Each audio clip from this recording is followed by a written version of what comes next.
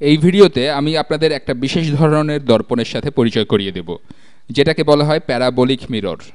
বাংলায় এটাকে বলা হয় পরাবৃত্তিক দর্পণ। এটাকে অনেক সময় প্যারাবোলিক রিফ্লেক্টরও বলা হয়। পরাবৃত্তিক দর্পণের ক্ষেত্রে যা দরকার হয়, আমি এর একটা প্রস্থচ্ছেদ আঁকবো। আপনি যদি বীজগণিতের সাথে পরিচিত হয়ে থাকেন, এই দর্পণের প্রস্থচ্ছেদটা হবে একটা প্যারাবোলা বা পরাবৃত্ত আকৃতির। আমি এখানে একটা পরাবৃত্তিক দর্পণ আঁকছি। এটার আকৃতি হবে এরকম, পরাবৃত্তের মতো, ঠিক এরকম। পরাবৃত্তিক দর্পণের ক্ষেত্রে যা দরকার, আমি এখানে ম্যাথের দিকে যাচ্ছি না, আমি একটা সাধারণ ধারণা দিচ্ছি। আমি এটার প্রধান অক্ষটা এঁকে নিই। এটা একটা রেখা যেটা এই পরাবৃত্তকে সমান দুই ভাগে বিভক্ত করেছে। এটা হলো এর প্রধান অক্ষ, এটাকে, এই পরাবৃত্তটাকে দুই ভাগে বিভক্ত করলো। এটা কিন্তু শুধুমাত্র একটা প্রস্থচ্ছেদ। আপনি অনুমান করে নিতে পারেন যে এটাকে প্রধান অক্ষের চারদিকে ঘোরানো হচ্ছে। প্রধান অক্ষের সাপেক্ষে এটাকে ঘোরালে আপনি এরকম কিছু একটা পাবেন। আপনি যেটা পাবেন সেটা দেখতে গামলার মতো কিছু একটা হবে, কিন্তু এটার আকৃতি হবে পরাবৃত্তের মতো। এটা পুরাপুরি গোলাকৃতির হবে না। তাহলে আপনি এই যদি এটাকে ঘুরান, তাহলে এই প্রান্তটা হবে বৃত্তাকার, এখানকার এই অংশটা বৃত্তাকার হবে, কিন্তু নিচের এই অংশটা গোলাকৃতির নয়। এটা গোলাকৃতির নয়, বরং এটা পরাবৃত্ত। আমরা পরাবৃত্ত নিয়ে চিন্তা করছি কারণ পরাবৃত্তের দর্পণের ক্ষেত্রে এটা দরকার। এখন কয়েকটা সমান্তরাল আলোক রশ্মি এই পরাবৃত্তিক দর্পণের উপরে আপতিত হচ্ছে। আলোক রশ্মিগুলো প্রধান অক্ষের সমান্তরালে আসছে। একটা আলোক রশ্মি প্রধান অক্ষের সমান্তরালভাবে এসে এভাবে এই দর্পণের উপর পড়ল। এই রশ্মিটা প্রতিফলিত হবে। প্রধান অক্ষের সমান্তরালে আগত আলোক রশ্মিটা দর্পণে প্রতিফলিত হয়ে এভাবে যাবে। আমি একটু পরেই আপনাদের বলছি যে আমাদের কি দরকার। তার আগে আরেকটা সমান্তরাল রশ্মি এঁকে নিই।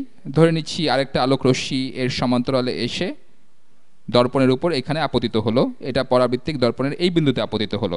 এটাও প্রতিফলিত হবে, প্রতিফলিত হয়ে এভাবে যাবে।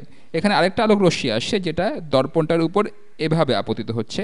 এটাও প্রতিফলিত হবে, প্রতিফলিত হয়ে এভাবে যাবে। তাহলে এখানে সুন্দর ঘটনাটা কোনটা? এখানে সুন্দর ঘটনাটা হলো এইটা যে যে কোনো আপতিত রশ্মি যেটা প্রধান অক্ষের সমান্তরালভাবে আসছে, এই প্যারাবোলিক মিররের প্রধান অক্ষের সমান্তরালভাবে আসছে, প্রতিফলিত রশ্মি সবসময় একই বিন্দু দিয়ে যাচ্ছে। এটা চিন্তা করার কোনো দরকার নেই যে রশ্মিটা দর্পণের কোথায় আপতিত হলো। রশ্মিগুলো যতক্ষণ প্রধান অক্ষের সমান্তরালে আসবে, প্রতিফলিত রশ্মিগুলো এই বিন্দু দিয়েই যাবে। আর এখানকার এই বিন্দুটা হলো ফোকাস। এই বিন্দুটা হলো ফোকাস। এটা হলো এই পরাবৃত্তিক দর্পণের ফোকাস। এটা কিসের জন্য দরকার হয়? ধরে নিন আপনি সূর্য থেকে তাপ ধরে রাখতে চেষ্টা করছেন, অথবা আপনি সূর্য থেকে আসা তড়িৎ চৌম্বক বিকিরণ কেন্দ্রীভূত করতে চাচ্ছেন। আপনি অনুমান করে নিন যে আপনি কোনো মরুভূমির মাঝখানে যেতে পারছেন, মানুষ এটা করতে পারে। এরপর আপনি একটা পরাবৃত্তিক দর্পণ সূর্যের দিকে মুখ করে রাখলেন।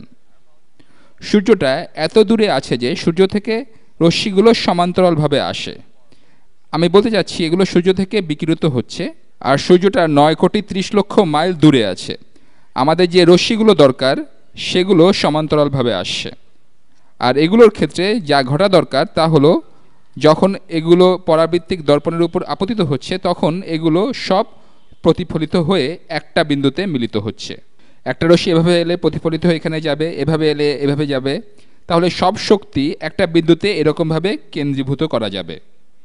আপনি অনুমান করতে পারেন যে একটা পানির পাইপ মনিটরের স্ক্রিনের এখানে দিয়ে যাচ্ছে, তাহলে সমস্ত আলোক শক্তি এই পানির পাইপকে গরম করতে ব্যবহৃত হবে।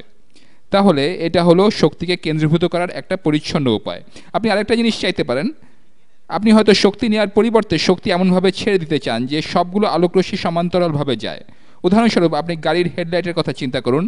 গাড়িটার হেডলাইটের ব্যাপারটা আপনি সহজেই অনুমান করতে পারেন। আমি আগে একটা গাড়ির ছবি আঁকি, একটু নিচে আঁকি। আমি এভাবে গাড়ি আঁকছি। আমি যতটা সম্ভব ভালোভাবে গাড়ি আঁকতে চেষ্টা করছি। ধরে নিচ্ছি এখানে এটা হলো একটা গাড়ি।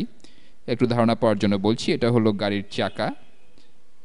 এখানে সামনের জিনিসগুলো। এখানে অবশ্য গাড়ির ছবিটা গুরুত্বপূর্ণ নয়। আমরা অনুমান করে নিচ্ছি যে আমরা গাড়ির সামনে একটা বাল্ব লাগিয়ে দিয়েছি। আপনি ধরে নিন যে গাড়ির সামনেই একটা বাল্ব লাগানো আছে। এটা হলো সেই বাল্ব। এটা আলো ছড়াবে, এটা রেডিয়ালি সব দিকে আলো ছড়িয়ে দেবে।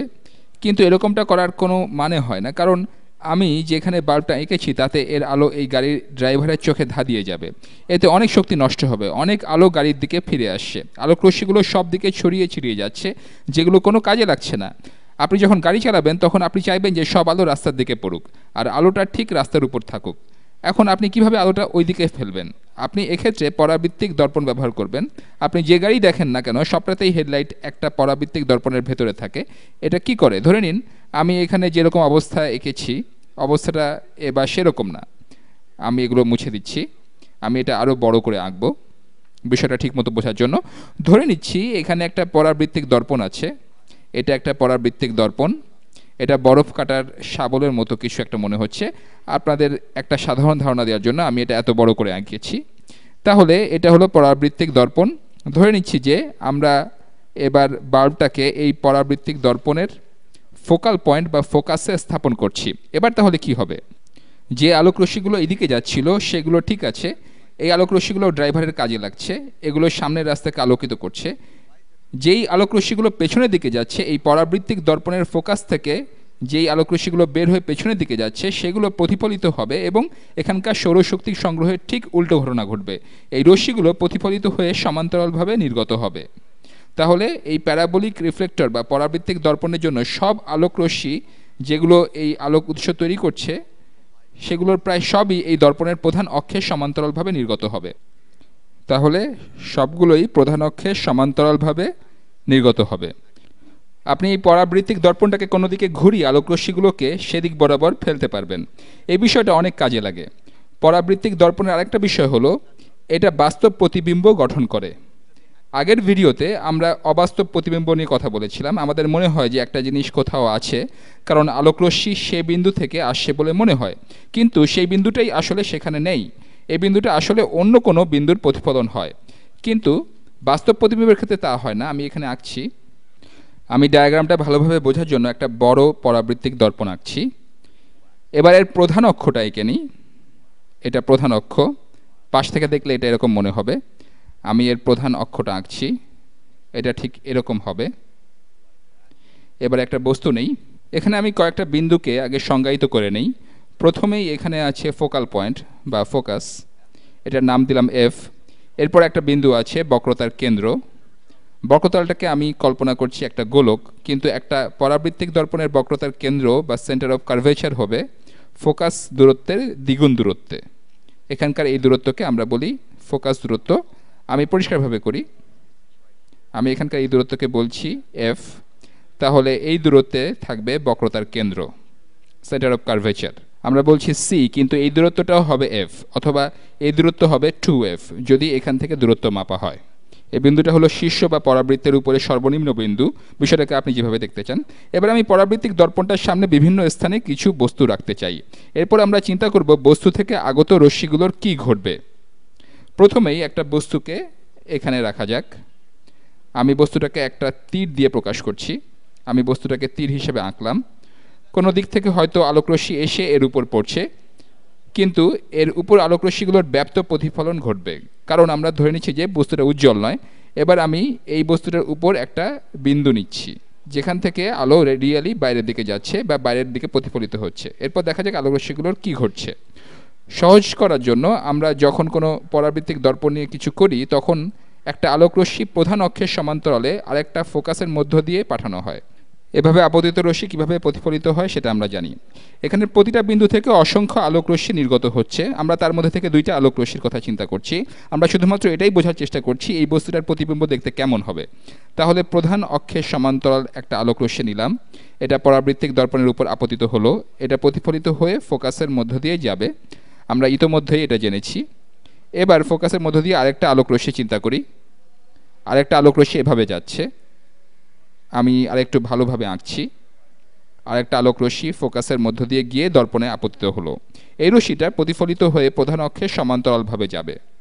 তাহলে এখানে কি ঘটলো? এই একই বিন্দু হতে যে আলোক রশ্মি দুইটা নির্গত হলো, এই বস্তুটার উপরের একই বিন্দু হতে যে দুটো আলোক রশ্মি নির্গত হচ্ছে এরা রেডিয়ালি বাইরের দিকে নির্গত হচ্ছে, আর এরা দুইটা ভিন্ন বিন্দুতে পরাবৃত্তিক দর্পণের উপর প্রতিফলিত হয়ে আবার একটা বিন্দুতে মিলিত হচ্ছে।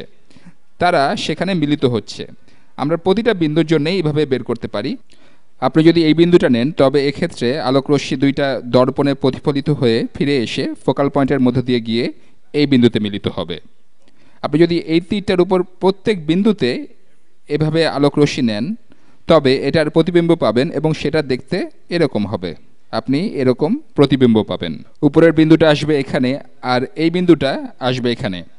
আপনি যদি এখানে একটা স্ক্রিন রাখেন, এটা যদি একটা স্ক্রিন হয়, এটা সাদা টেবিল ক্লথ বা দেয়ালও হতে পারে, এটা এখানে থাকলে এর উপর বিম্বটা দেখা যাবে। এখানকার এই দেওয়ালটার উপর প্রতিবিম্ব ফুটে উঠবে, এখানে প্রতিবিম্ব ফুটে উঠবে। আমরা এই ফুটে ওঠা প্রতিবিম্বর কথাই বলছি। আলোকরশ্মি এক্ষেত্রে এক বিন্দুতে মিলিত হচ্ছে। আলো রেডিয়ালি আউটওয়ার্ড দিকে আসছে এই তীরের উপরের প্রতিটা বিন্দু হতে। আলোকরশ্মি পর্দার উপর কোনো বিন্দুতে মিলিত হচ্ছে। এক্ষেত্রে যে প্রতিবিম্ব গঠিত হচ্ছে সেটাকে আমরা বলছি বাস্তব প্রতিবিম্ব। এটা বাস্তব প্রতিবিম্ব,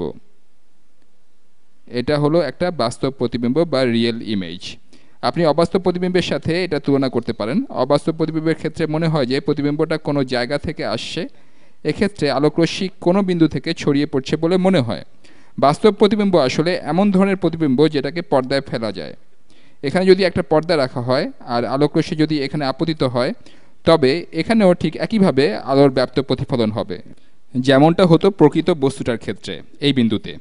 এই কারণে পর্দাটাকে বস্তুটার মতো লাগবে। এটা একটা প্রজেক্টেবল প্রতিবিম্ব। আশা করি ব্যাপারটা বুঝতে পেরেছেন। আমি বুঝতে পারলাম যে আমি নির্ধারিত সময় অতিক্রম করে ফেলেছি। পরের ভিডিওতে আমরা পরাবৃত্তিক দর্পণ নিয়ে আরও কিছু কথা বলবো।